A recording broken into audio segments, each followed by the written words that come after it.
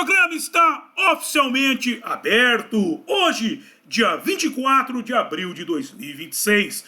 Você está no canal Cuesta Verde, jornalismo de verdade. Você gostaria de ter um bar? Sim, de ser o dono de um boteco? Ou para você que já é do ramo, apenas mudar de endereço? Talvez adquirir mais um estabelecimento gastronômico para o seu império? Bem, o Naldos Bar está à venda. Sim, o meu amigo Naldo quer se aposentar e por isso está vendendo seu bar. Bar que fica em um ponto privilegiado, na divisa entre Santos e São Vicente, junto aos tambores. Com um detalhe, por se tratar de um estabelecimento tradicional, você estará adquirindo mais do que um bar, estará adquirindo uma história. Logo, entre em contato com o Cuesta que eu faço o meio de campo entre você e o Naldo. Ou vá diretamente lá, sendo que o contato do Cuesta e o endereço do Naldos Bar estão na descrição. Sim, vamos aproveitar porque hoje é sexta. E sexta, como sempre, é um dia ótimo para se hidratar com uma geladinha. Dito isto, livro de oração em mãos. Quem não tiver, mãos em posição de prece e muito respeito, que respeito é bom e a divindade gosta. Página 70, oração ao Senhor. Ó Senhor, é o Cantare, fonte de todas as luzes, de todas as forças, de todas as sabedorias, de todos os amores. Dai-nos a luz, dai-nos a força, dai-nos a sabedoria, dai-nos o amor. Ó Senhor, nosso Pai, protegei a terra, planeta do amor, protegei-nos de todos os males. Dai-nos o futuro, ó Senhor, muito obrigado por nos dar a luz, agradecemos de coração.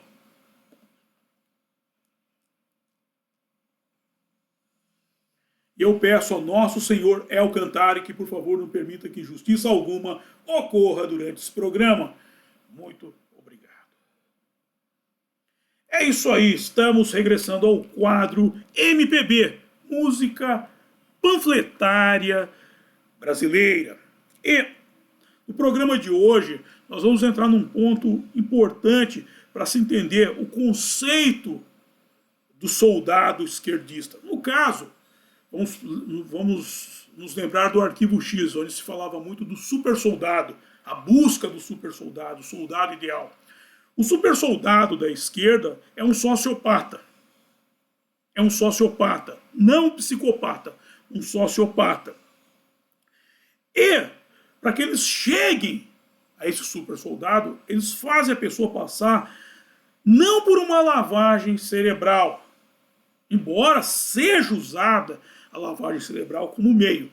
Contudo, não é uma lavagem cerebral, é uma lavagem emocional, sim, uma lavagem sentimental. Eles escolhem objeto de amor e de ódio.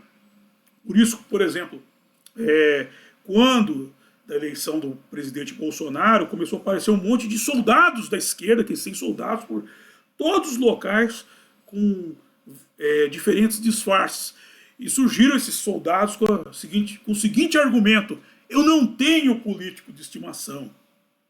Eu não tenho político de estimação. É engraçado que quando o político é dos outros, não pode ser de estimação. Quando é deles, pode. Precisa prestar atenção. Essa famosa canalice. Por isso que eu falo, política é a arte do canalha. Você quer entrar na política? Faça como eu, como os nossos acólitos. Política se faz de fora da política e não de dentro. De dentro você vai ter que conviver, vai ter que negociar com canalhas. De fora não. Do lado de fora você não precisa aceitar argumentos medíocres como estes, ok? Mas vamos para o texto de hoje e conversaremos mais na sequência.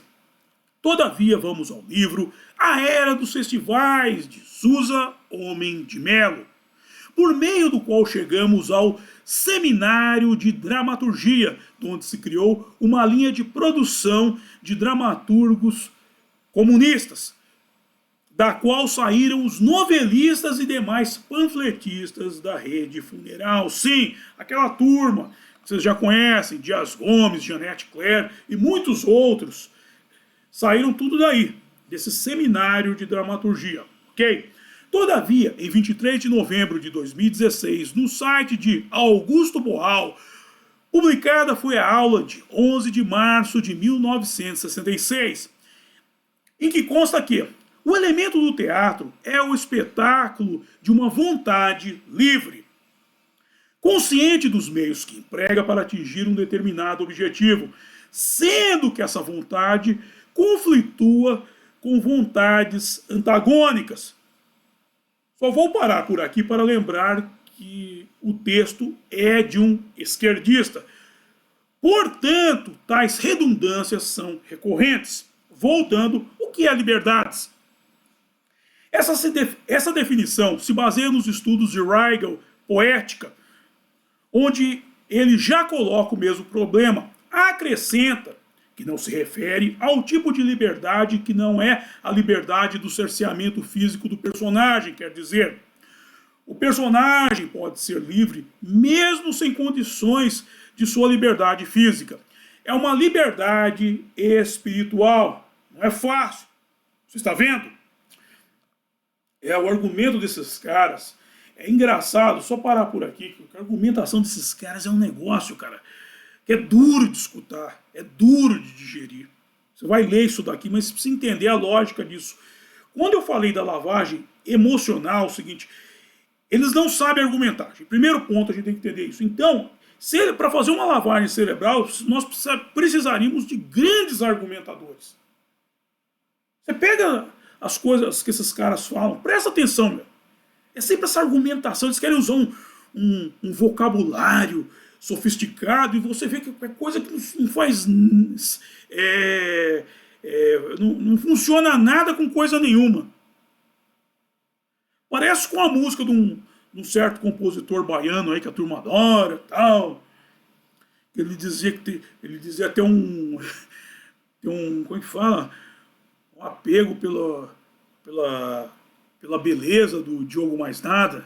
Escuta o que esses caras falam, meu. Não faz sentido, meu. É uma conversa que vai de nada para lugar nenhum. Então, como eles não dominam a retórica, eles têm que partir para a questão emocional.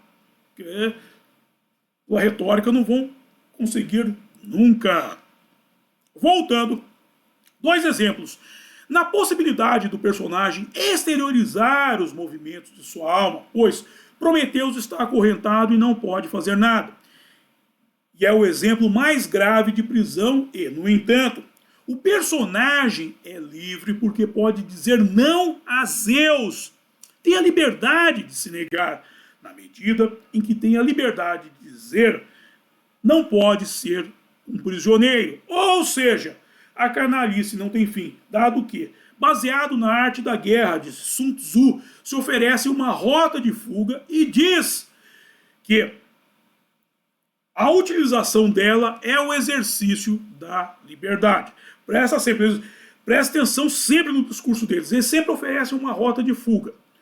Vou colocar nos seguintes termos. Você é livre. Sim, você tem todo o direito de me obedecer.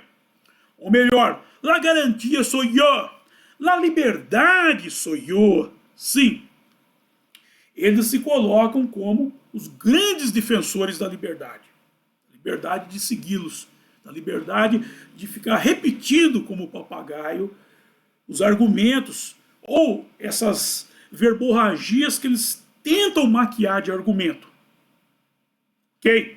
Vamos avançar um pouco mais na coisa. De volta ao texto do seminário. Segundo exemplo. Personagem de um quadro de Murilo. Não sei quem é esse Murilo, não vi esse quadro, mas eles usam coisas que não existem para tentar explicar o que não faz sentido. Segundo exemplo. Personagem de um quadro de Murilo. Esse que aparece batendo no menino porque está comendo uma banana. Mas, enquanto apanha, o menino manifesta o desejo de comer a banana. Todavia, ele é mais fraco do que a mãe e, portanto, está prisioneiro de outro personagem, mas é livre porque manifesta exteriormente a sua vontade. Aqui é que está a gênese da histeria. Sim, a histeria é um fator de cunho emocional, de cunho sentimental, ok? Aqui é que está a gênese da histeria. O que se dá quando se tenta alterar o significado de uma realidade. A partir do momento em que se atinge esse intento, passa a se modificar a significância da coisa. Já que o significado se tornou supérfluo, resta o apelo emocional. Sim, você pegou aquele significado e o alterou. Logo, ele passa a não significar mais nada. Ou seja, só resta o quê? A sua relação emocional com esse símbolo. Fazendo com que aquele que passou por essa lavagem cerebral se torne uma espécie de sociopata. Sim, o soldado ideal, pois ele não precisa de uma razão, só de um alvo. Alguém a quem amar ou odiar, o que só dependerá do signo que o titereiro desse soldado colocará no lombo do alvo. Sim, alguém que esse soldado irá detestar ou idolatrar sem saber por quê. Alguém que esse soldado irá detestar ou idolatrar sem saber por quê. Vocês estão entendendo isso? Vamos pegar, por exemplo, aqui os grandes símbolos da esquerda. Ou os símbolos que eles criam. Símbolos. O mais famoso deles é o tal do Che Guevara. Hás de endurecer sem perder a ternura. Era um assassino, uma bicha, um vagabundo porco que não tomava banho, analfabeto, burro. E é posto com aquela figura, aquela leveza. Eles conseguem pôr passar um verniz de leveza em cima dele. Com aquela imagem dele. Estão vendo a coisa? Você não precisa de razão, você só precisa de emoção. E o que? Pra gente que não sabe argumentar, é muito mais fácil de utilizar como ferramenta, porque o argumento eles não dominam. Fica com aquelas bobagens, que não sei o que, a prosopopeia clássica do anti-animalismo, os gêneros não binários da... como é que fala? Paralaxia ortodoxa, revolucionária, humanista. Eles gostam, sabe? Não faz sentido bosta nenhuma. Mas, como eles não sabem do que estão falando, eles acham que eles estão passando por pessoas inteligentes. Igual esse tal compositor baiano, que diz que é cantor também. Eles acham que eles estão convencendo as pessoas. Claro, você pega o afegão médio não entende nada. Porra, meu. Porra, esse cara é crânio, né, meu? Não tá entendendo bosta nenhuma do que ele tá falando. Então, se entender, você fala, pô, mas esse cara é uma besta, meu. O cara é uma puta de uma besta. E é mesmo, pô. Pelo amor de Deus. Mas esse é o ponto. Eles, os ideólogos da esquerda, que aí nós vamos lá para trás, nós vamos passar por Stalin, Trotsky, Lenin, a escola de Frankfurt e muitos outros, o que eles viram? Como eles pegavam esses soldados do proletariado, eles pegavam gente com educação deficiente, e não adianta você ficar falando com essa gente, você tem que ir para a questão do apelo emocional. Parte para o apelo emocional. Já prestaram atenção? Mas vamos avançar um pouquinho mais o texto. De volta ao texto do seminário, não se refere só a isto, mas faz uma gradação, uma violação e já entra num terreno mais perigoso. Pois fala que certamente o personagem livre é aquele que manifesta sua vontade para o mundo objetivo, mas ao mesmo tempo é necessário que este personagem não esteja internamente, ou melhor, não tenha posto na sua cabeça certos objetivos interiorizados dos valores do mundo exterior. Prestou atenção na malandragem? Não é na cabeça do personagem que tem que estar este suposto conceito de liberdade. Até porque ele é um personagem, ele é real na história. Contudo, a coisa se baseia em induzir o espectador a ver que o personagem não assimilou esse pseudo-conceito de liberdade. E, para que o espectador chegue a essa conclusão, ele tem que, no mínimo, supor que essa suposição é uma possibilidade. Ou seja, o cara vai estar no teatro, vendo a cena, e vai ver que o sujeito não assimilou a liberdade. E ele vai falar, pô, mas ele não entendeu que ele é livre por poder ter a vontade dele. Eles não entendeu, sabe? Ou seja, a partir do momento que o espectador está admoestando mentalmente o personagem, é sinal de que aquele conceito já entrou nele. Aquele conceito está incubado nele, está pronto a ser assimilado. Se ele for assimilado, o cara vai sair do teatro falando isso é torto e direito. Você pode ver que os esquerdinhas saem das faculdades, especialmente da escola, falando essas bobagens a torto e direito. Ou seja, o que ele vê, quando ele vê que o personagem não assimilou o conceito da liberdade, que é o fato dele ter a vontade, assim, ele pode estar algemado, mas a mente dele está liberta. Enquanto o personagem não entender isso, o que ele vai sentir em relação ao personagem? Raiva. Sim, ele vai estar vendo um personagem na tela.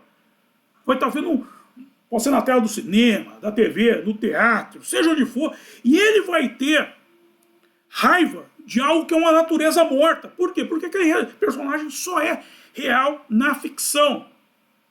Estão entendendo? É assim que eles começam a fazer a lavagem, os elementos de lavagem cerebral para fazer a lavagem emocional. Eles expõem um conceito de liberdade qualquer, de seguir aquilo que eles falam. Ok? Se você não seguir, presta atenção, eu não tenho político de estimação. Se você não seguir aquilo que eles falam, eles passam a odiar você. Por quê? Porque eles não entendem a sua opinião como um exercício da liberdade, mas como uma aceitação da escravidão, da ausência de liberdade, porque não é a opinião deles. É uma safadeza. E, a partir do momento que você não compactua com ele, ele passa a te odiar. Primeiro, ele odeia uma natureza morta, um personagem, seja no quadro, na música, onde for. Depois ele transfere esse ódio para a realidade. Espaço, você vê esses caras falando, é ódio puro, meu. É ódio puro. Mas por quê? Isso é todo um processo, é tudo um processo de pensamento. Recapitulando, eles criam um conceito de liberdade, que é o exercício da vontade, desde que a vontade seja a vontade que eles dizem que você pode ter. Ok? Você que experimente ter um pensamento diferente.